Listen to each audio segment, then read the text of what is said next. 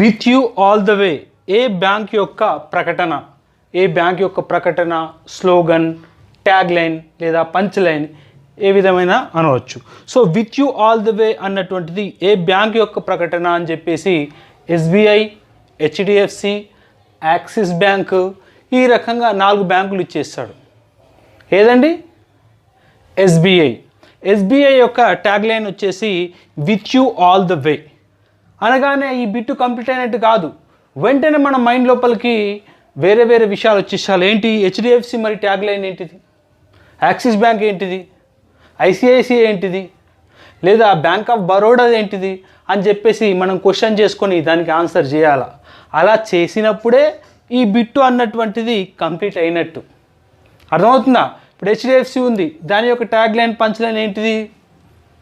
We understand your world అన్నటువంటిది HDFC bank యొక్క tag line.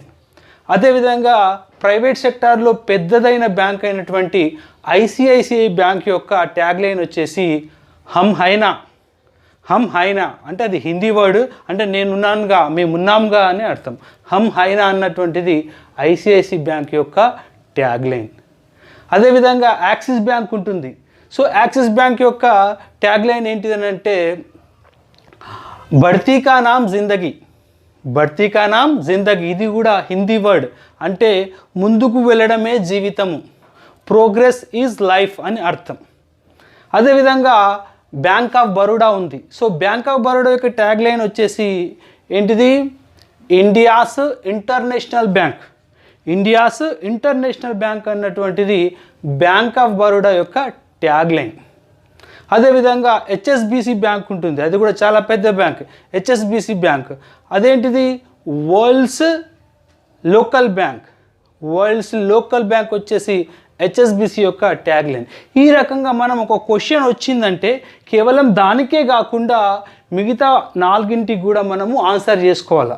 అంతేకాకుండా వెంటనే ఆ యొక్క ఎస్బీఐ ఉంది కదా, మరి ఆ యొక్క ఎస్బీఐ ఎప్పుడు ఏర్పాటు చేశారు? ఎస్బీఐ చైర్మన్ ఎవరు? ఇవన్నీ విషయాలు కూడా మనకు వచ్చేసేయాలి. ఎవరంటే ఎస్బీఐ యొక్క చైర్మన్? దినేష్ కుమార్ ఎవరో ఉన్నారు, అది ఎప్పుడు కూడా లేటెస్ట్ చూసుకోవాలి. అదేవిధంగా ఎస్బీఐ ఎప్పుడు ఏర్పడింది? ఎస్బీఐ వచ్చేసి 1955 జూలై 1న ఏర్పడింది, అది చూసుకోవాలి. లేకపోతే ఎస్బీఐ యొక్క పాత పేరు ఏంటిదని అడుగుతారు, ఇంపీరియల్ బ్యాంకు, అది చూసుకోవాలా. లేకపోతే బ్యాంక్స్ వచ్చేసింది కదా, ఆర్బీఐ చూసుకోవాలా. ఆర్బీఐ ఎప్పుడు ఏర్పడిందని అడుగుతారు. సో ఆర్బీఐ ఎప్పుడు ఏర్పడింది? ఆర్బీఐ ఏర్పడింది 1935 ఏప్రిల్ 1న ఏర్పడింది. 1935 ఏప్రిల్ 1న ఏర్పడింది. అది ఎప్పుడు జాతీయం చేశారు, ఎప్పుడు నేషనలైజ్ చేశారంటే 1949 జనవరి 1న చేశారు. అది నేషనలైజ్డ్ చేయడం వేరు, ఏర్పాటు చేయడం వేరు. ఏర్పాటు చేయడం అన్నటువంటిది 1935 భారత ప్రభుత్వ చట్టం ద్వారా ఏర్పాటు చేయబడింది. కానీ నేషనలైజ్డ్ ఎప్పుడు చేయబడింది అంటే మటుకు 1949 జనవరి 1న. ఎన్ని విషయాలు చూసుకుంటేనే ఈ బిట్టు మనం కంప్లీట్ చేసినట్టు. కేవలం ఇది ఒకటే చూసి వదిలేసేయడం కాదు. ఇలా ఒక బిట్టు వచ్చిందంటే మన మైండ్ లోపల 8 డైమెన్షన్స్ ఏర్పడేసి అన్నిటికీ కూడా ఆన్సర్ చేస్తూ ఉండాలా, దాని బ్యాక్గ్రౌండ్ వెళ్తూ ఉండాలా, గూగుల్లో సెర్చ్ చేస్తూ ఉండాలా, మళ్ళీ ఆన్సర్ రాసుకుంటూ ఉండాలి. అయితే ఈ బిట్టు కంప్లీట్ చేసినట్టు. అర్థమవుతుందా? అదేవిధంగా ఇది ఉంది, ప్రపంచంలో ఏ దేశం అతి పొడవైన తీర ప్రాంతం కలిగి ఉంది? ప్రపంచంలో ఏ దేశము అతి పొడవైన తీర ప్రాంతం కలిగి ఉంది? Which country has the longest coastal area? Coastal area in the world అంటారు.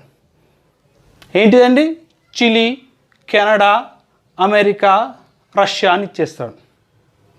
అదే ఉంది ఆప్షన్స్ లోపల. 2004 గ్రూప్ 1 పేపర్ ఇది. ఏంటిదండి? కెనడా వచ్చేసి ప్రపంచంలో అతి పొడవైన తీర ప్రాంతం కలిగి ఉన్నటువంటి దేశం అన్నమాట. ఆ తర్వాత అమెరికా, వేరే రష్యా అలా వస్తుంది అన్నమాట. ఈ క్వశ్చన్ వినగానే మనకి వెంటనే ఏమైనా వచ్చేసేలా, మరి లాంగెస్ట్ పొడవైనదని అడిగాడు కదా, మరి చిన్నది షార్టెస్ట్ అని మనకు మైండ్లో రావాలి. ఏంటిది? ఐ థింక్ మొనాకోనో ఏదో దేశం ఉంది. అదేవిధంగా వీడు ప్రపంచంలో అడిగాడు, మరి దేశంలో అతి పొడవైన తీర ప్రాంతం కలిగినటువంటి రాష్ట్రం ఏదని మన మైండ్లోకి రావాలి. అసలు ఎన్ని తీర ప్రాంతాలు ఉన్నటువంటి దేశాలు, కోస్టల్ ఏరియా ఉన్నటువంటి స్టేట్లు ఎన్ని మన దేశంలో అని రావాలి. ఎన్ని ఉన్నాయి? 9 ఉన్నాయి. ఇటు గుజరాత్ నుంచి తీసుకొని బంగ్లాదేశ్ పశ్చిమ బెంగాల్ వరకు మనకి మొత్తం 9 కోస్టల్ స్టేట్స్ ఉన్నాయి.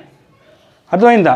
అందులోపల ఎక్కువ తీర ప్రాంతం కలిగినటువంటి రాష్ట్రం ఏదైనా మన మైండ్లోకి రావాలి. ఏదండి? గుజరాత్. ఏది? గుజరాత్. తర్వాత నెక్స్ట్ వచ్చేసి మన ఆంధ్రప్రదేశ్ 954 ఏదో ఉంటుంది. అర్థమైందా? ఆ 9 స్టేట్స్ ఏంటిది? ఒకటి గుజరాత్, ఆ తర్వాత గోవా, ఆ తర్వాత మహారాష్ట్ర, కర్ణాటక, తమిళనాడు, ఆంధ్రప్రదేశ్, కేరళ, ఒరిస్సా అండ్ మన పశ్చిమ బెంగాల్. ఈ రకంగా మొత్తం కూడా 9 ఉంటాయి. అందులోపల ఎక్కువ తీర ప్రాంతం ఉన్నది వచ్చేసి గుజరాత్. ఎక్కువ తీర ప్రాంతం గుజరాత్. మరి తక్కువ ఏంటిది? అది కూడా మైండ్లోకి రావాలి. ఏంటిది తక్కువ ఉన్నది? గోవా 160. పశ్చిమ బెంగాల్ ఏంటిదంటే పశ్చిమ బెంగాల్ ఏదైతే ఉందో దానికి తీర ప్రాంతం చాలా తక్కువగా ఉంటుంది. ఎంత అంటే 157, 157 కిలోమీటర్స్. గోవా వచ్చేసి 160 కిలోమీటర్స్. సో అంటే ఏంటిది? ఎక్కువ తీర ప్రాంతం కలిగి ఉన్నది గుజరాత్ అయితే తక్కువ తీర ప్రాంతం కలిగి ఉన్నది పశ్చిమ బెంగాల్ అన్నటువంటిది మనం గుర్తుపెట్టుకోవాలి. అది అలా అయితేనే ఈ బిట్టు మనం కంప్లీట్ చేసినట్టు అలా. సో దిస్ ఈజ్ కిరణ్ మేకల, ఫ్యాకల్టీ ఆఫ్ ఇండియన్ హిస్టరీ. నేను మీకు మాట ఇచ్చిన విధంగా జనరల్ స్టడీస్ లోపల మొదటి పేపర్ అంటే ఫస్ట్ వీడియో ఇది 2004 గ్రూప్ 1కు సంబంధించినటువంటి పేపర్ లోపల geography, general science, history and జీకేకు సంబంధించిన బిట్లు మనం చూస్తున్నాం. అది సో జాగ్రఫీ తీసుకున్నట్టయితే అందులోపల బ్లూ మూన్ అనగానేమి? బ్లూ మూన్ అంటే ఏంటిదండి? ఒక నెలలో వచ్చే 2వ పౌర్ణమి చంద్రుడిని బ్లూ మూన్ అని అంటారు. అదేవిధంగా తీసుకున్నట్టయితే మిసిసిపి నది ఎందులోకి ప్రవేశిస్తుంది? The river Mississippi empties into the అని ఇంగ్లీష్ లోపల అడుగుతారు. ఏంటిదండి ఆన్సర్? గల్ఫ్ ఆఫ్ మెక్సికో జలసంధి లోపల ఇది పోయి కలుస్తుందన్నమాట. అట్లా. అదేవిధంగా 3వ క్వశ్చన్ తీసుకున్నట్టయితే ఈ క్రింది ఏ నది పైన ఎక్కువగా ఆనకట్టలు కట్టబడ్డాయి? The river which has the most dams అని అడుగుతారు. అడిగేసి నర్మదా, గంగా, సింధు ఈ రకంగా 4 క్వశ్చన్లు ఇవ్వడం జరిగింది. ఏంటిదండి? నర్మదా అన్నటువంటిది ఎక్కువగా ఆ యొక్క రిజర్వాయర్స్ లేదా డ్యామ్స్ కలిగి ఉన్నటువంటి రివర్ అన్నమాట. జాగ్రఫికల్ ఓరియంటేషన్గా ఈ రకంగా అడగడం జరుగుతుంది. అందులోపల తీసుకున్నట్టయితే పెద్దది ఒక 30, పెద్ద డ్యాములు 30, మీడియం తరహావి 135, చిన్న తరహావి 3000 ఈ రకంగా ఈ యొక్క దానిపైన కట్టడం జరిగింది. ఏది? నర్మదా నది పైన కట్టడం జరిగింది. ఏ నది? నర్మదా నది పైన. ఇది వచ్చేసి ఏంటిదండి? గల్ఫ్ ఆఫ్ మెక్సికో అంటే మెక్సికో జలసంధి లోపల కలుస్తుంది. మెక్సికో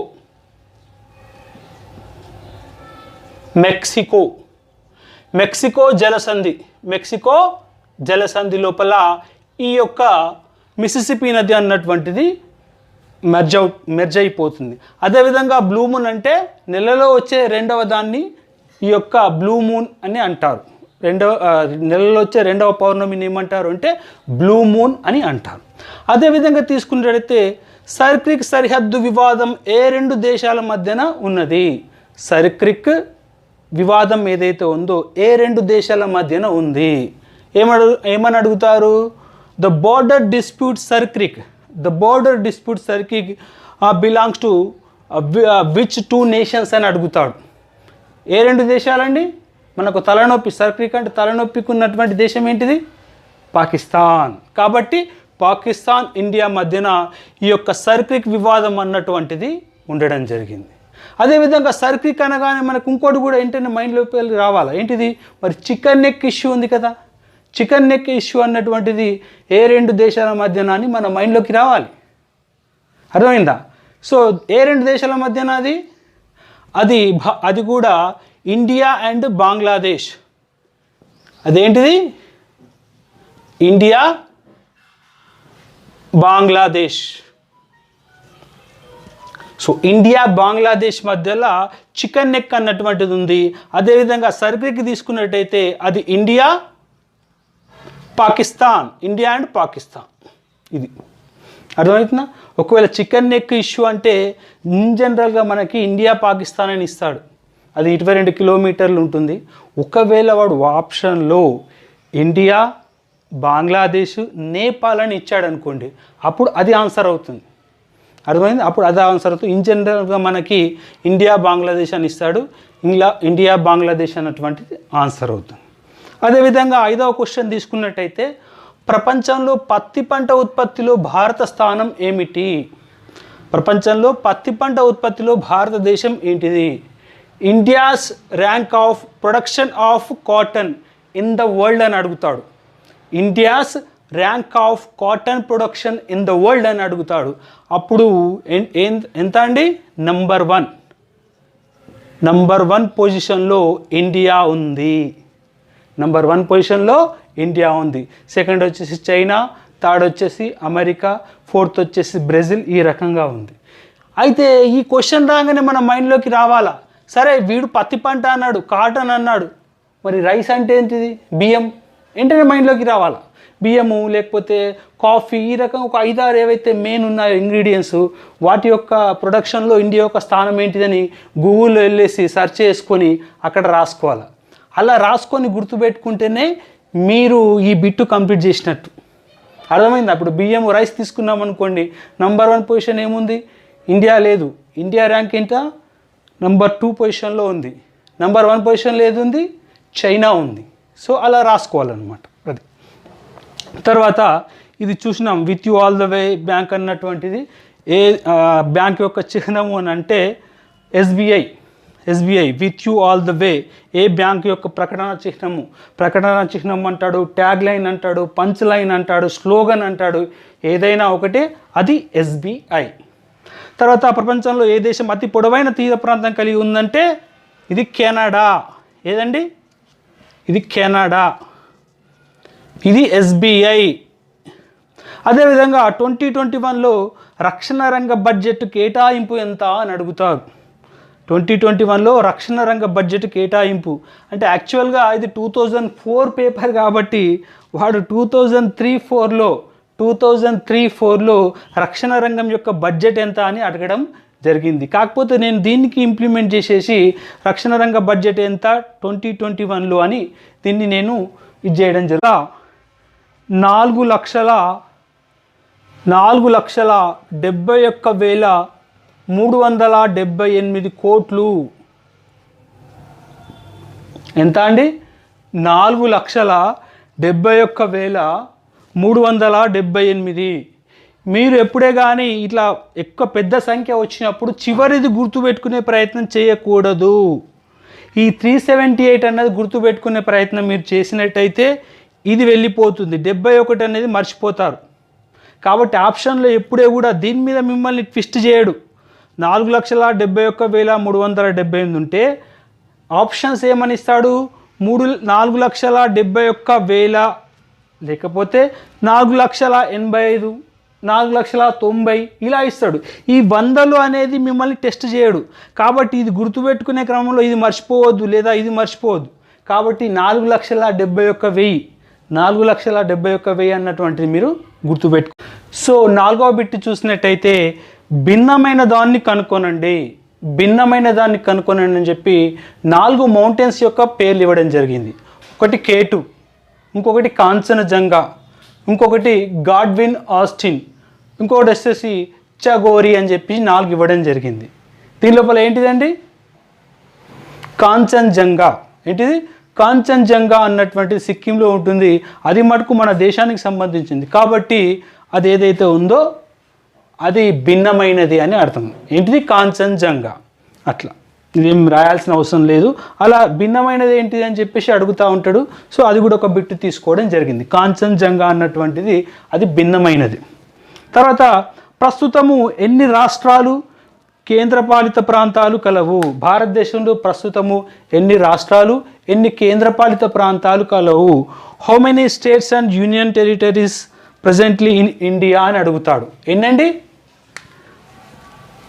28 ఎన్ని 28 రాష్ట్రాలు ఉన్నాయి. అదేవిధంగా ఎన్ని కేంద్రపాలిత ప్రాంతాలు ఉన్నాయి? 8 కేంద్రపాలిత ప్రాంతాలు మరియు 28 రాష్ట్రాలు కలవు. అయితే ఇంతకుముందు 29 ఉంటుండే, కాశ్మీర్ను తీసేశారు కాబట్టి 29 కాస్త 28 అయింది. సో కాశ్మీర్ను తీసుకొని కాశ్మీర్ను మరియు లద్దాఖ్ని ఈ యొక్క కేంద్రపాలిత ప్రాంతాల లోపల కలపడం జరిగింది. కాబట్టి అంతకుముందు ఎన్ని ఉండే? 7 ఉండే. ఇప్పుడు కాశ్మీర్ కలిసింది, లద్దాఖ్ కలిసింది. కాబట్టి మొత్తం ఎన్ని కావాలా? 9 కావాలా. కానీ మరి 8 అని రాసిన ఎందుకోసము అంటే మొన్న రెండు కేంద్రపాలిత ప్రాంతాలు ఒకటిగా చేయడం జరిగింది. ఏంటి అవి? డామన్ డయ్యు మరియు దాద్రా నగర్ హవేలీ. డామన్ డయ్యు మరియు దాద్రా నగర్ హవేలీ ఇవి 2 గుజరాత్కు దగ్గరగా ఉంటాయి. అవి రెండింటిని కూడా మెర్జ్ చేయడం జరిగింది. కాబట్టి 9 కాకుండా 8 అని గుర్తుపెట్టుకోవాలి. అదేవిధంగా ఈ బిట్టు చేసేటప్పుడు మనకు ఇంకోటి కూడా గుర్తు రావాలి. అసలు ఏదైతే మనకు జమ్మూ కాశ్మీరు మరియు ఏదైతే లద్దాఖ్ ఉన్నదో ఇవి 2 కూడా అసలు ఎప్పుడు కేంద్రపాలిత ప్రాంతాలుగా ఆవిర్భవించాయని అడుగుతాడు. ఎప్పుడు? 2019 అక్టోబర్ 31. 2019 అక్టోబర్ 31 నుంచి ఇవి కేంద్రపాలిత ప్రాంతాలుగా డిక్లేర్ చేయడం జరిగింది, అమల్లోకి రావడం జరిగింది.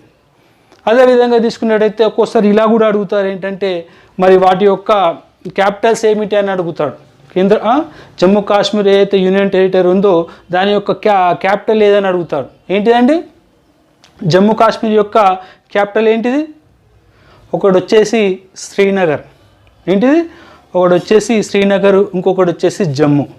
శ్రీనగర్ అన్నటువంటిది ఆ యొక్క సమ్మర్ లోపల శ్రీనగరు, వింటర్ లోపల వచ్చేసి జమ్మూ. ఇన్ జనరల్గా అయితే మనం శ్రీనగర్ అని గుర్తుపెట్టుకోవాలి. అదేవిధంగా ఏదైతే లద్దాఖ్ ఉన్నదో దాని యొక్క క్యాపిటల్ వచ్చేసి ఒకటి వచ్చేసి లే, ఇంకొకటి వచ్చేసి కార్గిల్. అర్థమవుతుందా? లే అన్నటువంటి సమ్మర్లో ఉన్నటువంటి క్యాపిటల్, కార్గిల్ ఏదైతే ఉన్నదో వింటర్లో ఉన్నటువంటి క్యాపిటల్. అర్థమైందా? ఇన్ జనరల్గా అయితే లే అన్నటువంటిది క్యాపిటల్ అని గుర్తుపెట్టుకోవాలి. అది